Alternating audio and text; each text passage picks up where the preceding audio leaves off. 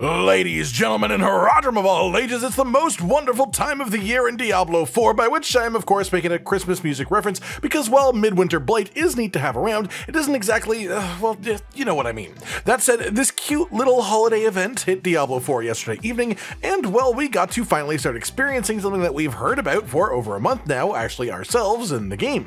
The activity is quite small, it's quaint, it's not going to satisfy that urge for a real meaningful reason to play the game actively, but if you like any of the cosmetics from it, or are interested in the beautiful brew of an elixir that it gives you, that gives you better stats and bonuses than a normal elixir does, then there is still absolutely some value to be found in this. And so let's just break it all down, the new legendary aspect that comes with it and how that works properly, and of course talk about the community feelings and findings about the event as a whole. We have a whole proper guide on the event on the channel already, but to sum it up briefly, the Fractured Peaks have a permanent Helltide-like event going on where there are Blight Fiend enemies around the region, split up into normal packs of enemies, and they've also overtaken the actual events in the open world, with about half of the events generally being replaced with specifically Blight Fiend based versions, and those ones that have new objectives, such as starting a fiery circle in the middle to thaw out the shield on the frigid husk, popping them open when it drops. These new events, if you complete the mastery, will summon in the brand new boss, the Red Cloaked Horror. He's not at all difficult if you are in a proper build, and I even just let him hit me for a bit to look at his moveset. He makes some circles drop from the sky, he has some ice shards that he can shoot from his axe when it hits the ground. It's a bit nice, but nothing overly special, and so of course you can just one-shot him and move on if you're actually an endgame player. Killing Blight Fiends, breaking frigid husks, and killing the Red Cloaked Horror will all give you their own individual currency rewards. Before the event, it was unclear if these were going to count as a consumable and take up inventory space, but thankfully they made it into a currency. That was actually a genuine concern of mine that I'm glad that they took care of before I even had to bring it up. You then take these to the Midwinter crafting bench in Kiovashad and exchange them for Midwinter proofs. Doing so will give you event XP towards unlocking the tier bonuses, which, to be clear, are generally pretty silly and not in a very good way. 10,000 gold in a bag of item power 600 to 800 gear, 25,000 gold and another bag of the same tier of gear, and then 50,000 gold in a third bag of the same gear. These are fine as a general thing, but with this being so late in the season, those sums of gold are absolutely tiny right now, and the items are just not quite meaningful enough at the item power that they drop at, and it makes it feel like this event was designed with very lower level players in mind rather than actually max level ones, and well, it just sort of doesn't quite fit the timing of the release of the event itself. What you use the Midwinter proofs for then as well is as currency to exchange with gileon, a large amount for a back trophy, 20 for a weapon cosmetic, 10 for the new legendary aspect, which we will talk about more in a moment, 8 for a little bag of not great items once again, and then 1 for the elixir or for a small bag of gold. This gives you a few 100,000 from it, which is alright, significantly less than a Whisper's completion though. It's also worth noting that there is a semi-hidden mechanic here, where when you get your Midwinter totem area to tier 3, its final level, which doesn't really take more than 30 to 45 minutes of event farming, you actually gain a guaranteed drop of a bag at the end of every Nightmare Dungeon and Abattoir of Zir clear that you get, and that bag contains blighted fragments and lost heirlooms, so you basically just get free Midwinter proofs for doing non-event farm activities, which definitely is nice as it means you can just sort of passively farm the cosmetics by doing normal stuff, but depends if you care about that at all. All in all, the response to this from players seems to be mostly just sort of annoyance. This seems completely misplaced. The ideas behind it are fine, sure, it's a quaint little bonus I guess, but it seems aimed at lower level players, yet the timing of it means that there are just so absolutely few low level players actually playing the game right now, and it just really doesn't do anything for those that are at level 100. On top of that, the place where they are most likely to find low level players would probably be the Eternal Realm, and that doesn't even have this event active apparently. I have no idea why. It seems like a really strange decision, and honestly I could easily believe that it's a mistake for them to have not included the seasonal event on the Eternal Realm, because why would they not have the holiday on the Eternal Realm? It just doesn't make any sense as a thing to lock off to seasonal to me.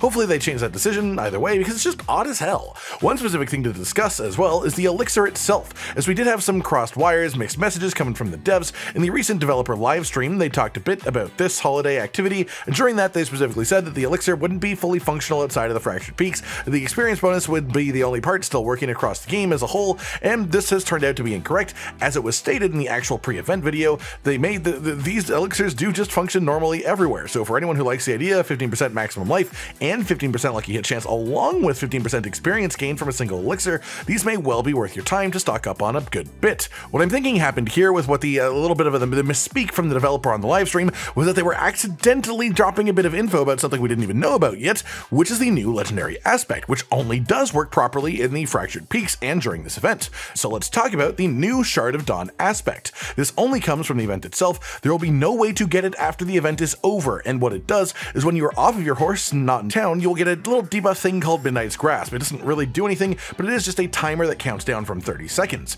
If you interact with the Midwinter Ward objects in the event area, you also actually lower this timer by 1 second each time you kill an enemy while the buff is active. When the timer runs out, you get Dawn's Haste, which buffs your attack speed by up to 35% and your movement speed by 20%. A really not bad bonus when active, and with the bonus of the quote-unquote cooldown going down by 1 second for each kill, it becomes genuinely worth using. But without the Midwinter Ward, it is pretty meh. The thing is, you can make it good by something that players have started doing more and more in the game to try and push higher tiers in the Abattoir of Zir activity, which is a mechanic, or honestly more accurately a bug, called snapshotting that nobody really likes. This is a term for the concept of swapping certain legendary aspects into and out of your equipment at different power levels. For example, let's say you put Shard of Dawn on a ring. Its maximum bonus there would be 35% attack speed and 20% movement speed. But if you were to also put that aspect on a two-handed weapon, it would be 70% attack speed maximum and 20% movement speed. So what you do is equip both the ring and the weapon at the same time, load into a zone, and then once you are loaded in, if you take off the weapon and replace it with a different one, your actual effective bonus from Shard of Dawn will stay at 70%, even though it's only equipped on the ring now, because you technically don't lose the aspect, it just won't actually re-update the value unless you load into a new area of the game. So it will stay the same for an entire dungeon, an entire region of traveling, anything like that. So put simply, using this method, you can literally double the bonus of this legendary if you want to use this bug. And I thought this was especially worth bringing up right now due to the prevalence of snapshotting in higher tier runs of Abattoir of Zir, and most importantly, just talking about snapshotting as a general concept because of this. Personally, I think the devs absolutely want to fix snapshotting in the next balance patch that they do. For Season 3, probably, as long as it is not something rooted just too deeply into the code to actually fix, because it simply is a very broken interaction that is clearly not intended, and it messes with their ability to balance the game and give us enjoyably challenging content. I mean, if you ask me, snapshotting is not fun. It's not fun for us, it's not fun for the people that are doing it, it's not fun for anyone. It's just a clear issue with the game that is being used because it can be, because there is content hard enough that it's basically required to actually do it, and it's a part of the game right now. I would much rather that the developers don't just see that people can clear tier 25 of Abattoir and look at that and decide that means we all need a massive nerf, if the true culprit for us clearing it is just the whole snapshotting trend picking up pace as of late. I hope the developers are aware that this is a thing and that they actually focus on fixing this specifically. Back on the note of the legendary aspect specifically though, another thing worth noting about it is that this aspect apparently is actually specifically bugged right now with Barbarian and Rogue, 2 out of the 5 classes, where once you have the actual Dawn's Haste buff, the actual good part of the aspect, if you switch weapons at all, you just lose it instantly and go back to Midnight's Grasp. But I'm not talking about changing your equipment, I'm talking about for Barbarian switching from your mace to your sword, for a Rogue switching from your dual wielding weapons to your ranged weapon. If you do that at all, you just lose the buff. It makes it just basically unusable for those classes for the most part. It definitely doesn't seem intended by any means to do this, so hopefully they also fix this sooner rather than later, especially as the main use case for this aspect is during the event itself. Then there's just sort of this tweet exchange with Adam Fletcher, the Global Community Development Director, someone asking about this visual effect change for Incinerate that the devs mentioned in a stream that would happen in Season 2, but it didn't actually update in the game, and he responds saying that they are actually looking into it. It seems every other intended visual update did take place when they were supposed to, but Incinerate uniquely wasn't affected, so look forward to better looking Incinerate coming to the game in the near future.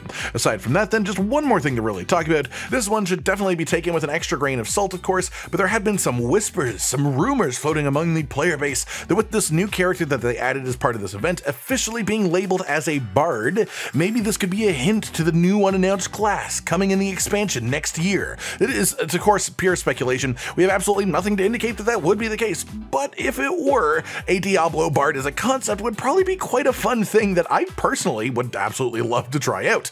That's it really, there's nothing too much to link that to anything else. I just saw some people talking about it and thought it was a fun theory to mention, even briefly, and that covers it for today too. What do you all think then? What are your thoughts on the Midwinter Blight so far? Do you like the cosmetics, or are you someone who just sees the event as a bit of pointless tedium below your pay grade? Personally, I don't mind it. It definitely seems misaligned with the current power of the general player base for this point in the season, and they definitely need to open it up to the Eternal Realm too. It's silly to me that it's not, but it was never really meant to be anything more than a quaint little event with some cosmetic rewards, some new visual skins for some enemy types, and a couple of custom open world events with the special boss at the end, and it is that, so, you know, it's fine, I guess. Let me know your thoughts in the comments down below, like if you liked the video, subscribe to the notification bell for more, and most importantly, ladies and gentlemen, until next time, stay sweet.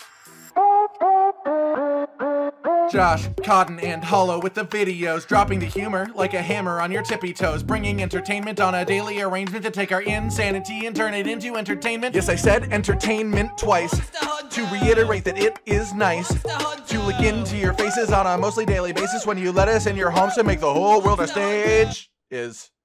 Goodbye.